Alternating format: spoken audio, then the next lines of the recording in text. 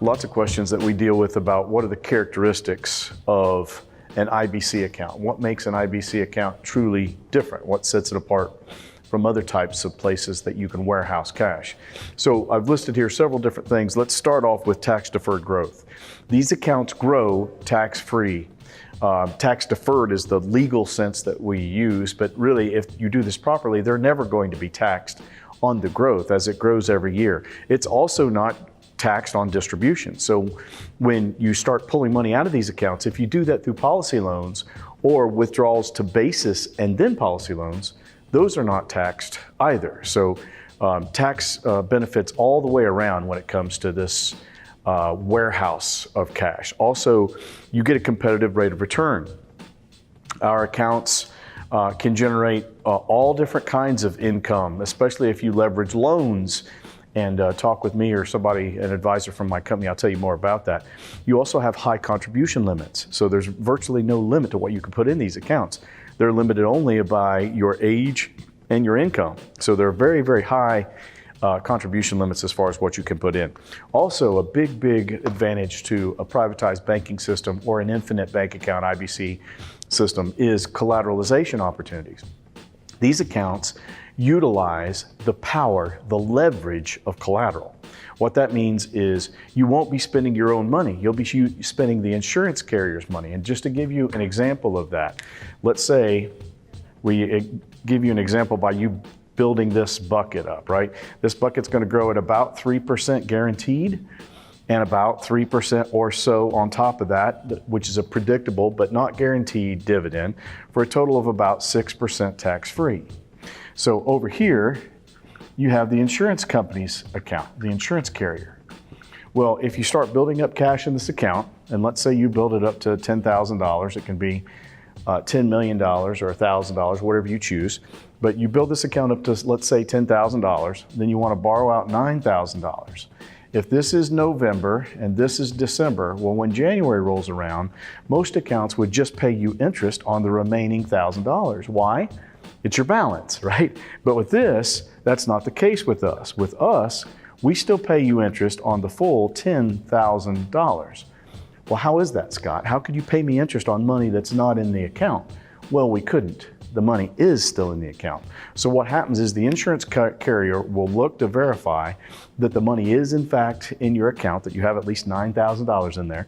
Then the company will send you that money, so $9,000 at about 4%. Now this is higher and sometimes lower sometimes, but it's always somewhere around there. So it's about $360 that it would cost you to get that loan, right? Over here, you've got the full $10,000 that's growing at, let's say, 5%. I'm just giving you an example, right? So that's $500. So you've got a growth rate happening of $500. You've got a cost rate of $360. So the difference between those two then is what makes the leverage side of the privatized banking system works. So then what do? You put it right back in. Then you pull out money when you need it, and you put it back in. You pull it out when you need it, and you put it back in. You continue that process for as long as you need it. And the goal is to have this bucket right here be large enough to accommodate all of your needs. In the end, you'll have somewhere between 6 and 12 different accounts. And again, these are all dividend-paying whole life insurance accounts. So you'll have between 6 and 12 of those. Those individually would go right up to the modified endowment contract limit. I've got another teaching video specifically on that, so be sure to check that out. But these will be for different purposes. One may be for vacations. One may be for weddings and funerals. One may be for your house or home improvements. One may be for vehicles or travel. I'll just put cars. You may have one in here just for retirement, right? So whatever the purpose is, you'll end up having several of these. They'll all work the same way. And here's the key. You've got to get to a place where you don't spend your own money going forward.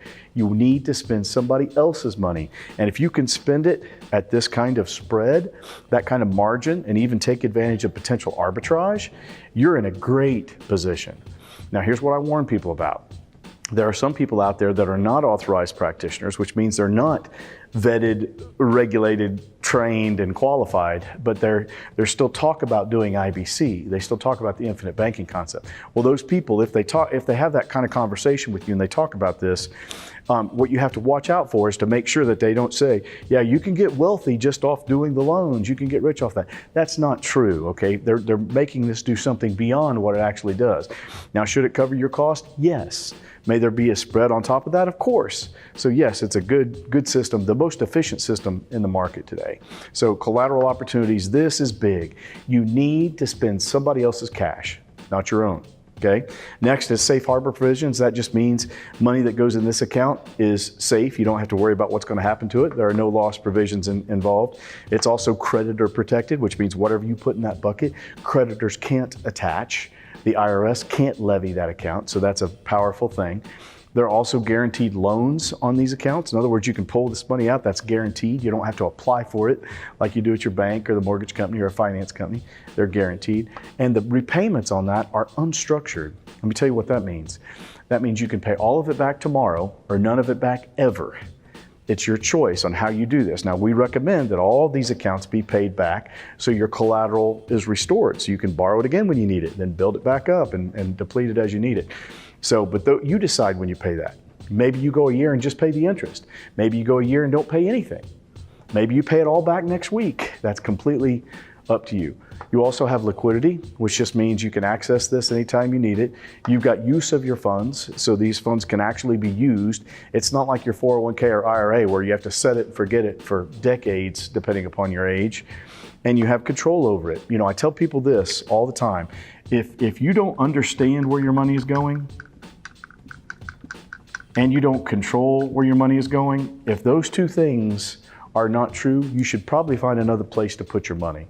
So these are the IBC characteristics. Are there others? Of course, there's a ton of these, but there is no financial tool, no system, no vehicle in the United States that you can put your money into to warehouse your wealth that has all these characteristics. IBC sets itself apart.